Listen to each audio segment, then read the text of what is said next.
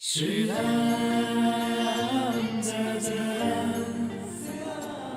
श्री राम जय जय राम, श्री राम जय जय राम, श्री राम जय जय राम। मुख में हो राम नाम, नाम से हाथ में, तू नहीं अकेला प्यारे, राम तेरे साथ में। मुख में हो राम नाम, नाम सेवा हाथ में, तू नहीं अकेला प्यारे, राम तेरे साथ में।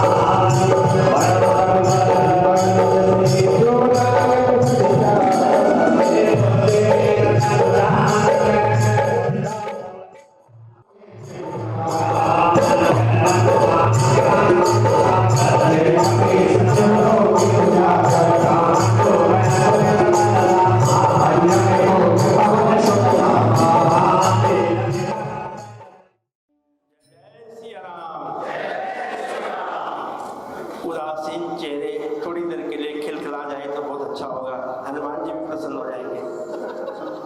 जय जय सिया राम। बोले राजा रामचंद्र की, पवन सुत हनुमान की। ओम आपदाम प्रयतारम दातारम सर्व संपादम लोकाभिरामम श्री रामम वियो वियो नमाम्यहम। रामाय रामभद्राय रामचंद्राय मानसे रघुनाथाय नाथाय सीताय पते नमः। नीलांबुज श्यामल कोमलांगम सीता समारोपित वाम भागम। पाणो महासायक चारु चापम नमामि रामं रघुवंशनाथम। ओम अंजनी सुताय विद्महे वायुपुत्राय धीमहि तन्नो हनुमत प्रचोदयात्। आज के इस सुंदर कम्युनिटी सेंटर के अंदर, क्योंकि मैंने जब देखा था इसको ये सुंदर नहीं था, अब का परिवर्तन हुआ है ये विष्णु खन्ना जी और इनकी टीम दीपक और संजय टंडन को मालूम होगा, लेकिन आज आने के बाद मन खुश हुआ, क्योंकि जहाँ पर स्वच्छता है वहाँ लक्ष्मी का वास है, वहाँ ईश्वर का वास है। तो आज शायद हनुमान जी भी इसी वजह से चल के आए हैं, नहीं तो हमारे जगदीश डुडेजा जी जो आज के जन्मान है और जगदीश बंसल जी, इन्होंने पहले कोई और स्थान चुना था। तो ईश्वर कृपा है, ईश्वरी कार्य ईश्वर स्वयं करता है। अभी गोसाई जी कह रहे थे, हमने कमल यादव जी को भाजपा के जिला अध्यक्ष के नाते नहीं बुलाया है। 1 साल और 15 दिन हो गए मुझे मुहिम छिड़े हुए, सिवाय मेरे जन्मदिन के दिन, क्योंकि मेरे शुभचिंतकों ने, मेरे मित्रों ने कुछ एक नेता बुलाए थे। मैंने आज तक किसी भी नेता को अपने इस धार्मिक अनुष्ठान में नहीं बुलाया है, आपको भी, क्योंकि आप सुशांत वासी हैं। दूसरा, आपके अंदर माता पिता के संस्कार की झलक मैंने देखी, जिस सौम्यता और सभ्यता के साथ आप अपना बर्ताव प्रस्तुत करते हैं, उससे मन में आया कि ऐसे व्यक्ति को, क्योंकि जब पता चलेगा कि सुशांत कोट का मैं निवासी हूँ और सुशांत कोट में हनुमान चालीसा पाठ, इसलिए मैंने आपको बुलाया है, ना कि भाजपा के जिला अध्यक्ष के नाते। क्योंकि एक बारी हमारे ओम प्रकाश धनखड़ जी ने भी कहा था, सिकरी जी हमें भी बुलाओ, आप अखबार में छाप देते हो, हमें कैसे मालूम? मेरे कहा जी ऐसा है, जब आखिरी घड़ी आएगी ना तब आपको मैं बुलाऊंगा। तो उन्होंने कहा था, मैं चाहता हूं कि जिस दिन 1 लाख साधक आपके साथ जुड़ जाएंगे, अभी 42,000 जुड़े हैं, और मैंने पिछले मंगलवार को एक कार्यक्रम के अंदर, शपथ तो नहीं कहूंगा क्योंकि ईश्वरी कार्य है, मेरे हाथ में नहीं है, वही है वही जो राम रचि राखा। मैंने ये संकल्प जरूर लिया कि मुझे नहीं मालूम कि आने वाले दिनों में कौन हनुमान चालीसा का पाठ कराएगा या नहीं कराएगा, जब तक माननीय नरेंद्र मोदी जी तीसरी बारी प्रधानमंत्री के पद पर शोभायमान नहीं होंगे तब तक हनुमान चालीसा पाठ चलता रहेगा। और अगर कोई नहीं कराएगा तो ईश्वर ने मुझे इतनी तो सक्षमता दी है, बल्कि मेरे मन में आज बैठे वो भी ध्यान आया। अब पता नहीं वो प्रोटोकॉल हमारे कमल जी बता पाएंगे। मेरे मन में आया कि जो लास्ट वाला होगा मई के सेकंड या थर्ड वीक में, वो मैं गुरु कमल में करूँगा। अब मुझे नहीं मालूम, ताकि नरेंद्र मोदी जी तक आवाज जाए कि हनुमान जी की कृपा उन पर भी है। अब आता हूं मैं विषय पे। 1 वर्ष और 15 दिन पूर्व मन में एक संकल्प उठा कि आज का युवा, आज का मेरा प्यारा नौजवान जो देश की 65% आबादी का प्रतिनिधित्व करता है, एक और देश मेरा आर्थिक दृष्टिकोण से आगे बढ़ता जा रहा है। 10 वर्ष 11 वर्ष पूर्व हम 11वें स्थान पे थे, आज हम 5वें स्थान पे हैं। और हमारे माननीय प्रधानमंत्री जी पहले ही घोषणा कर चुके हैं कि 2024 और 29 के बीच में हम तीसरे पायदान पे होंगे। लेकिन मैं कहता हूं कि दूसरे पे होंगे। क्यों? हमारा एक पड़ोसी देश है, उसकी फिगर पे हम विश्वास नहीं कर सकते, वो मैनिपुलेटर है, तो इसलिए। लेकिन उस आर्थिक तरक्की का क्या फायदा यदि हम आज के अपने युवा को, जो हमारा देश का भविष्य है, उसको संस्कारवान ना बना पाए। तो मन में बड़े विचार आए कि रामायण का पाठ करें, यज्ञ करें, वेदों का अध्ययन करें, शास्त्रों का अध्ययन करें, उपनिषद पढ़े, पुराण पढ़े, उपनिषद पढ़े, नीतियां पढ़े। लेकिन फिर वहीं आकर के मैं अटक गया, क्योंकि हमारे ग्रंथ प्राय हालांकि वेदों का सार सत्यार्थ प्रकाश में स्वामी दयानंद ने दिया है, जिन्हें आज हमारे माननीय प्रधानमंत्री ने राष्ट्र ऋषि, अगर आपने अखबार में पढ़ा है, उनके नाम के आगे लिखा है राष्ट्र ऋषि स्वामी दयानंद जी के लिए। तो मन में आया कि ये जो ग्रंथ है थोड़े मुश्किल है, जब मुझे ही नहीं समझ आते, मैं आज के युवा को कैसे समझा पाऊंगा। तो वो लगन लगी, तो मैं यही है कि चलो 1-2 महीने हम हनुमान चालीसा का पाठ करेंगे। और मैंने एक छोटी सी मुहिम को प्रारंभ किया। श्याम मंदिर, आप भली भांति संभवतः परिचित है, न्यू कॉलोनी में है, बहुत ही प्राचीन सिद्ध पीठ है और निरंतर कई वर्षों से मैं उसका प्रधान भी हूं। उस पावन स्थान से मैंने ये शुभारंभ किया। उसके बाद मुझे नहीं मालूम कि क्या हुआ, एक मंगलवार को 5 स्थान पे हनुमान चालीसा पाठ होता है अभी भी। आज अगर इन्होंने कहा है कि 227 और आज भी 5 स्थान पर, उसकी डिटेल मेरे पास आती है, कल के अखबार में जाएगा। 227 + 5 232 स्थान पे पाठ का होना, इसका कोई श्रेय मेरे को लेने का अधिकार नहीं, क्योंकि कोई है वही जो राम रचि राखा। ईश्वर कहते हैं मैं सब कुछ जानता हूं, क्या करूंगा और क्या होगा, मगर होगा वही जिसमें तुम्हारा ही भला होगा। मैं यदि चाहूं नहीं तो ज्ञान मिल सकता नहीं, मेरी इच्छा के बिना पत्ता भी हिल सकता नहीं। ये ईश्वर कृपा है कि ये आयोजन शुरू हुआ। अब ये मई तक की तो गारंटी है, क्योंकि हमारे माननीय प्रधानमंत्री आजकल हर बात गारंटी की करते हैं, तो उनके आधार पर मैं कह रहा हूँ मई तक की तो गारंटी है। उसके बाद जो इच्छा नंदलाल की, क्योंकि जो ईश्वर को, प्रभु को मंजूर होगा वही होगा। अब आता हूं अपने विषय पे। आज अगर आपने नया सीरियल शुरू हुआ है श्रीमद् रामायण, मुझे नहीं मालूम कितने लोग 1-2 हाथ उठे हैं। मेरी श्रीमती तो नियमित रूप से देखती हैं, हाँ 10-12 लोग देख रहे हैं। हमारे 300 प्रकार की रामायण है। कितना विलक्षण देश है हमारा। आपकी सूचना के लिए गीता भी 300 वैरायटी की है, और हर गीता के अंदर, हर रामायण के अंदर आपको विषय अलग किस्म की प्रस्तुति मिलेगी, लेकिन ज्ञान की मिलेगी। आप भली भांति बाल्यकाल से रामलीला के माध्यम से, रामायण के माध्यम से, वाल्मीकि रामायण के माध्यम से, श्रीमद् हमारे तुलसीकृत रामायण के माध्यम से सब जानते हैं राम कौन है, लक्ष्मण कौन है, भरत कौन है, शत्रुघ्न कौन है, सबको मालूम है। लेकिन ये नहीं मालूम कि राम जी ने कोई चमत्कार नहीं किया। प्रायः अवतरित पुरुष आते हैं, चमत्कार करके चले जाते हैं। उन्होंने हमारे समाज के लिए एक ऐसी प्रस्तुति प्रस्तुत की कि भाई का भाई के साथ संबंध कैसा हो। कल भी उसी सीरियल की बात कर रहा हूं, जब मैंने देखा भरत और राम का मिलाप, त्याग हालांकि लोग कहते हैं जी भगवान हनुमान जी भगत थे, लेकिन कल के उस एपिसोड ने सिद्ध कर दिया कि भरत से बड़ा हनुमान भी नहीं था। कारण क्या है?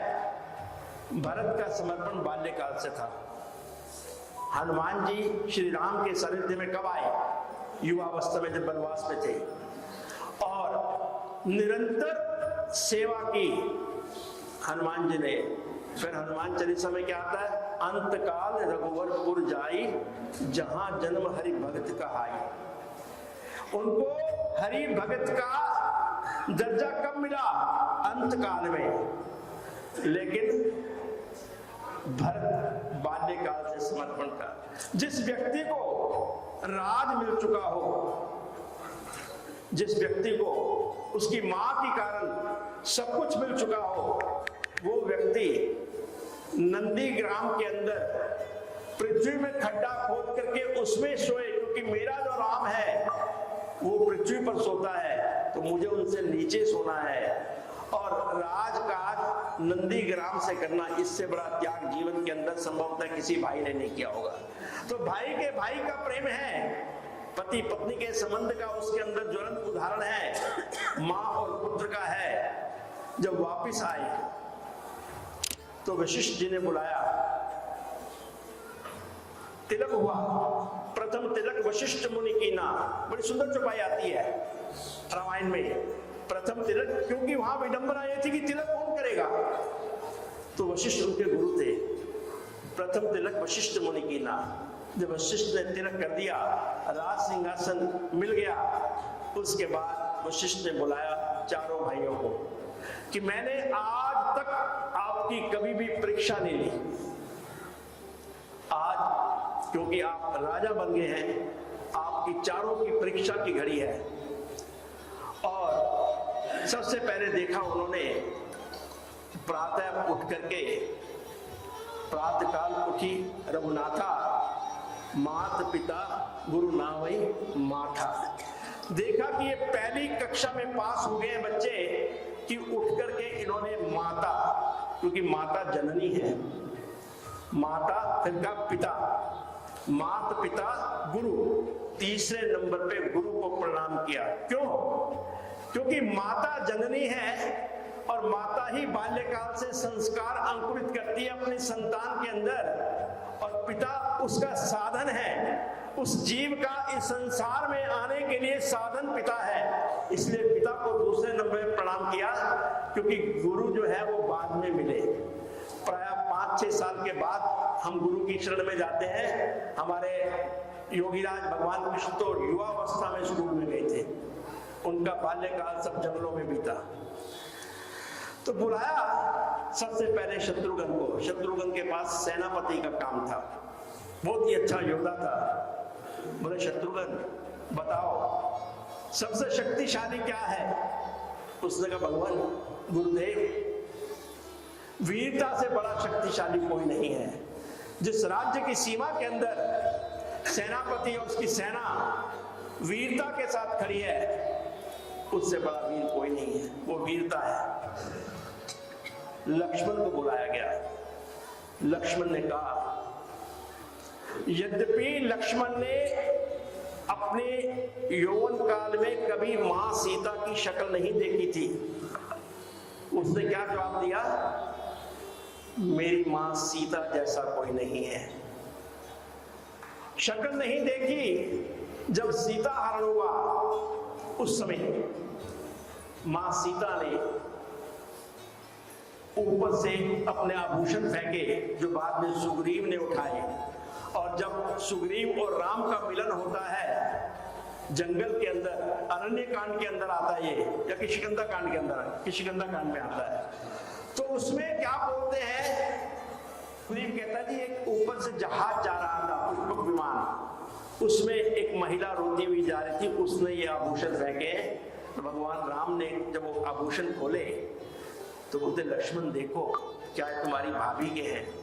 अब क्या दो सुंदर लाइनें बोली हैं कवि ने, मैंने तो चरण निहारे हैं देखे माता के कान नहीं, मैं तो बिच्छुओं का सेवक हूं कुंडल की मुझे पहचान नहीं। अब वो कुंडल कानों के थे, मतलब प्रेम की प्रकाष्ठा और एक देवर और भाभी का रिश्ता, इस प्रकार का जो ज्वलंत उदाहरण दिया। तो लक्ष्मण ने कहा कि मेरी मां सीता जैसा कोई नहीं है। जब राम से पूछा गया, राम बताओ सबसे शक्तिशाली जीवन के अंदर कार्य क्या है? राम ने बोला, प्रभु जन सेवा से बड़ा कोई कार्य नहीं है। इसलिए मैं आकर के अयोध्या में पहले मैंने देवताओं की, ऋषि मुनियों की सेवा की, राक्षसों का संहार किया। अब मेरे लिए जीवन का एक ही लक्ष्य है, जन सेवा। जब भरत की बारी आई तो भरत की आंखों में अश्रु था, बोल नहीं पाए। लोग सोचने लगे कि भरत तो फेल हो गए, लेकिन वशिष्ठ ने कहा, प्रशांत, मैं आपकी आंखों में आपका उत्तर पढ़ पा रहा हूं। उसने कहा, प्रभु मेरे मुंह से शब्द नहीं निकल रहे हैं। क्या? कि मेरे भाई जैसा विश्व के अंदर कोई नहीं है। जिस व्यक्ति ने अपने जीवन के अंदर अपने बड़े भाई को पिता के समान मान और सम्मान दिया हो, इससे बड़ा ज्वलंत उदाहरण। इवन रावण से एक बार पूछा गया, दुश्मन हो तो कैसा हो? तो रावण ने कहा, अगर दुश्मन हो तो राम जैसा हो।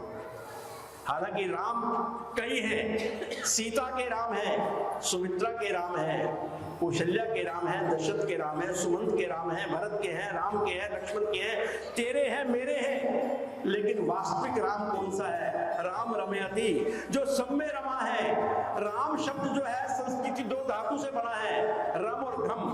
रम का मतलब है व्यापक,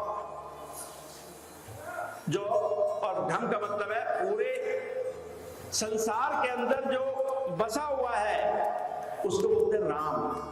ये राम साधारण नहीं है, ये किसी विशेष जाति का नहीं है, किसी विशेष धर्म का नहीं है। राम तेरा भी है, राम मेरा भी है, राम मानव जाति का है, हर जीव का है। उस राम की हम बात करते हैं। ये जो हनुमान चालीसा पाठ की मुहिम के पीछे एक ये भी कारण था कि संभवतः मैं भी इसी बहाने कुछ स्वाध्याय कर पाऊं, मैं कुछ इसके बारे में समीक्षा कर पाऊं ग्रंथों की, इसके बारे में मैं कुछ मंथन कर पाऊं, कुछ चिंतन कर पाऊं, ताकि आज की युवा पीढ़ी को कुछ वहां के सार, क्योंकि जो रस है हर आदमी इस रस को नहीं पान कर सकता। क्योंकि तुलसीदास जी ने बड़े सुंदर शब्द लिखे हैं सुंदरकांड के अंदर। विभीषण आ रहा है शरण में, सुग्रीव ने कहा, प्रभु खतरे की घंटी है, हमें दुश्मन का भाई है, इसे नहीं मिलना चाहिए। प्रभु ने क्या सुंदर चौपाई लिखी है, निर्मल मन जन सो मोहि पावा, मोहे कपट छल छिद्र न भावा। जिस व्यक्ति के मन में छल होगा, कपट होगा, वो व्यक्ति जीवन के अंदर मुझे पा ही नहीं सकता। तो राम नाम सुंदर करतारी, संशय विहग उड़ावन हारी, राम कथा के तेय अधिकारी। अब देखिए लाइन सबके ऊपर लागू हो रही है।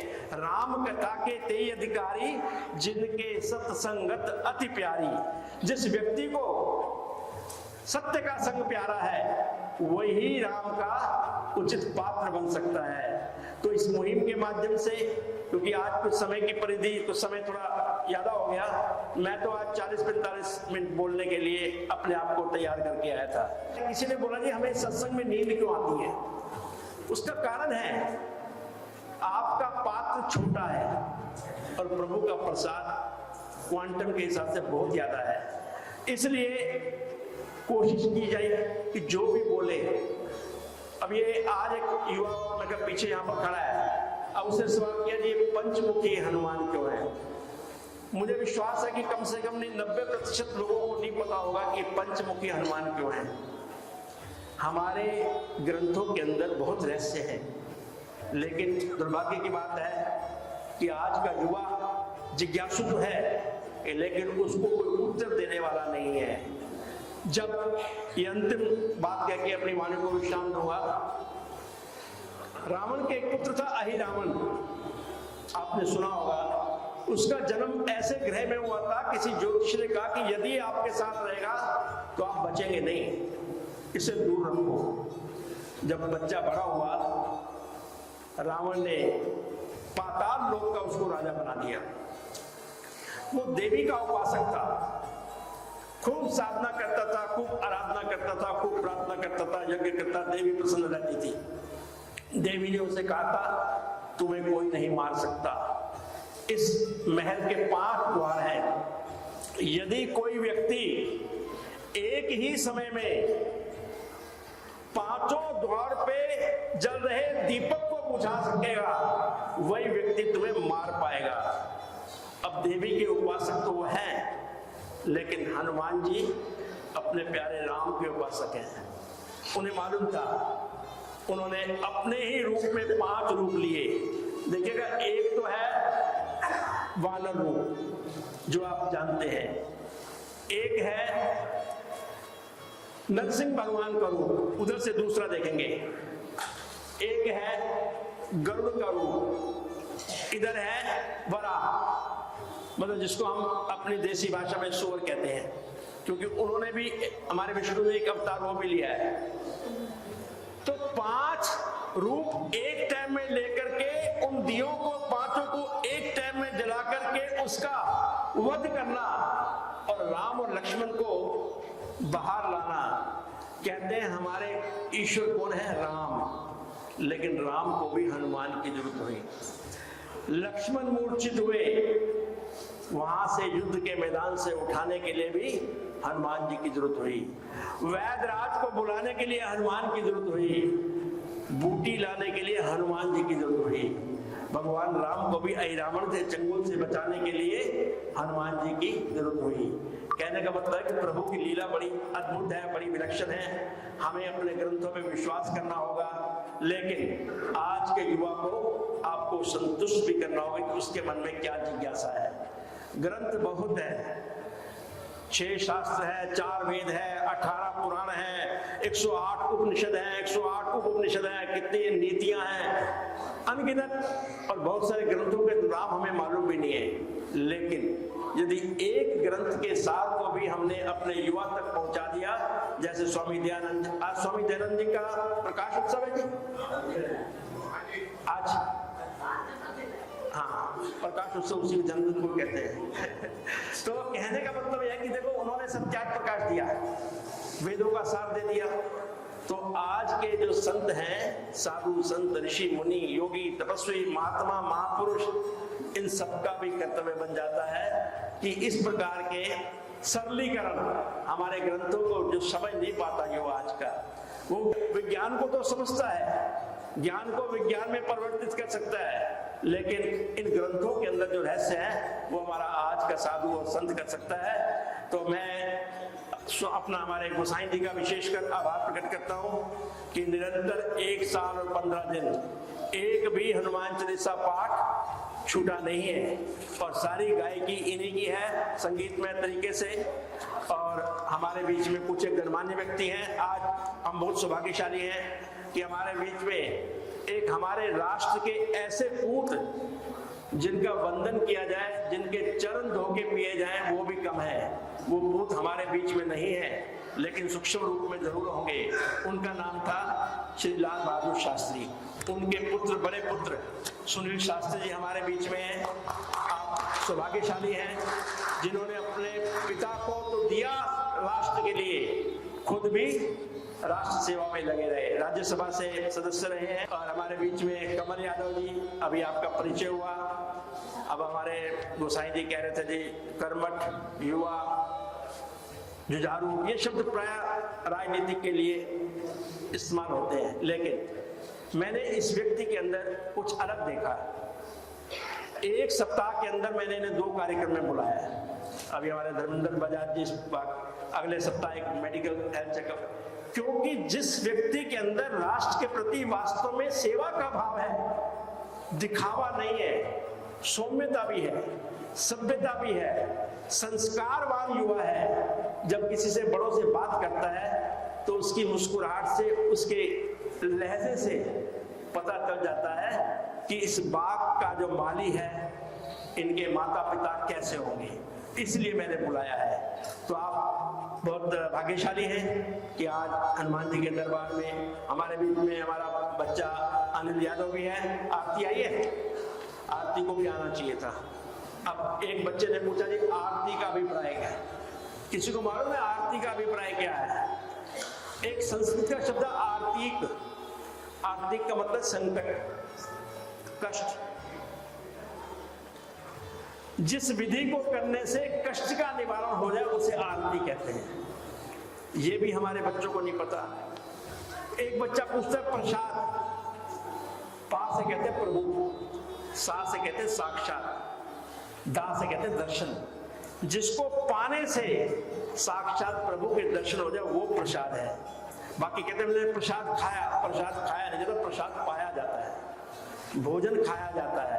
तो विष्णु खन्ना जी हैं हमारे बीच में, दीपक जी हैं, हमारे संजय टंडन जी हैं, परुथी साहब हैं, विशेषकर मैं बीएन गुप्ता जी बड़े समय पे आए और बड़े लगन के साथ उन्होंने आज हमारे साथ हनुमान चालीसा पाठ किया। पीएन सिंह जी हमारे पहले सरस्वती मंडल के अध्यक्ष भी रह चुके हैं, बुद्धिजीवी प्रकोष्ठ के भी मुखिया रह चुके हैं संयोजक के नाते।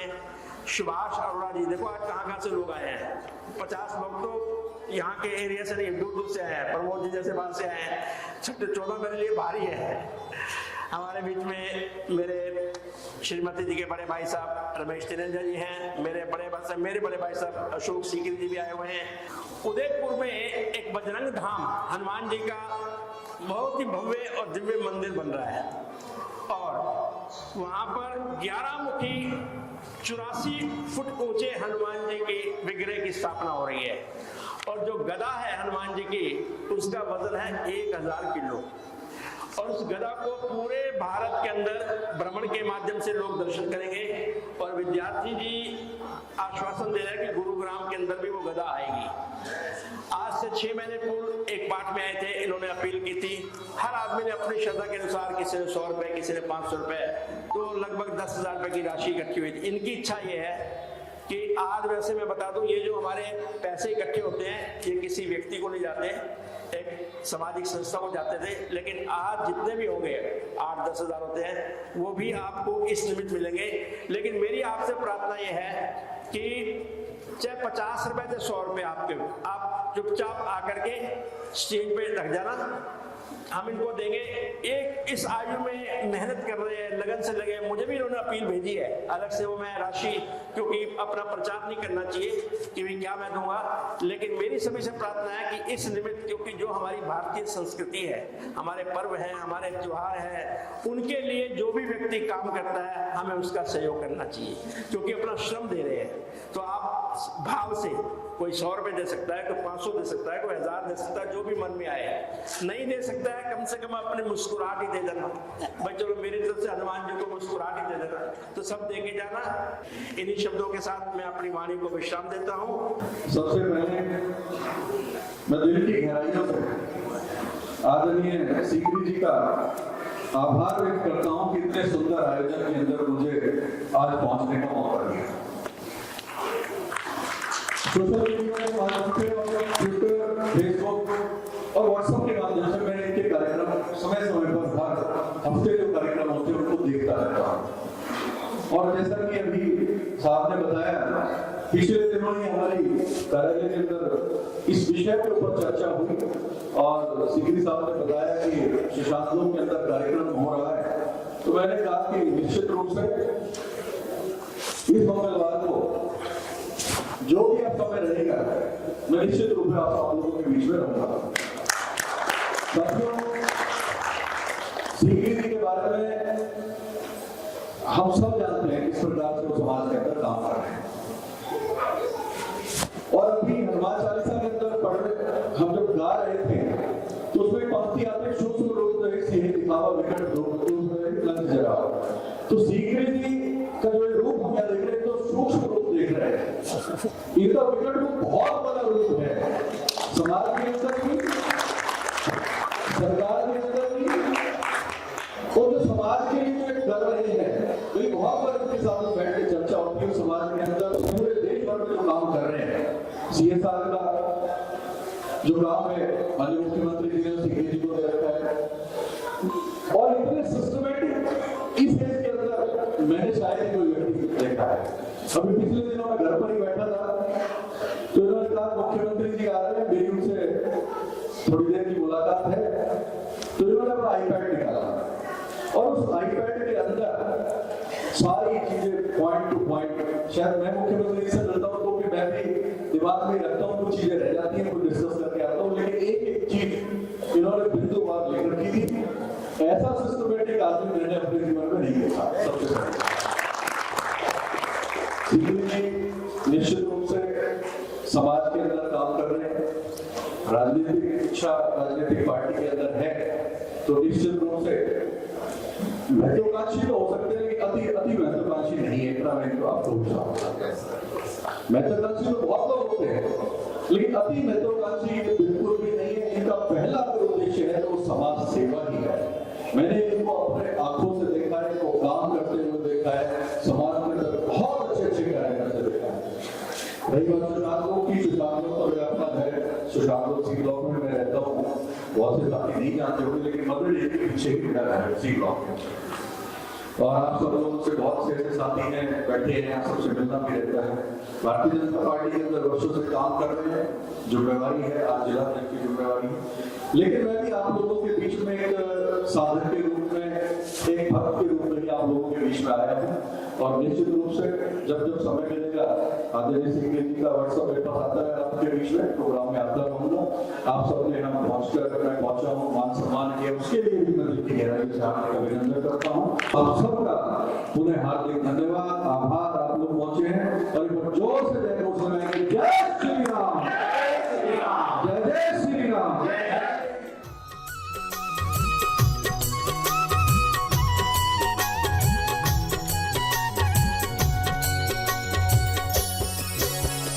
मनुष्य जन्म अनमोल रे, इस मिट्टी में मत रोल रे, अब जो मिला है फिर न मिलेगा, कभी नहीं कभी नहीं कभी नहीं रे।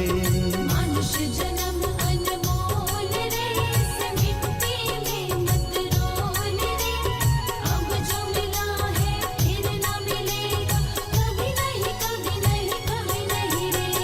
हरि नाम तू बोल रे, जीवन में रस घोल रे, अब जो मिला है फिर न मिलेगा, कभी नहीं कभी नहीं कभी नहीं।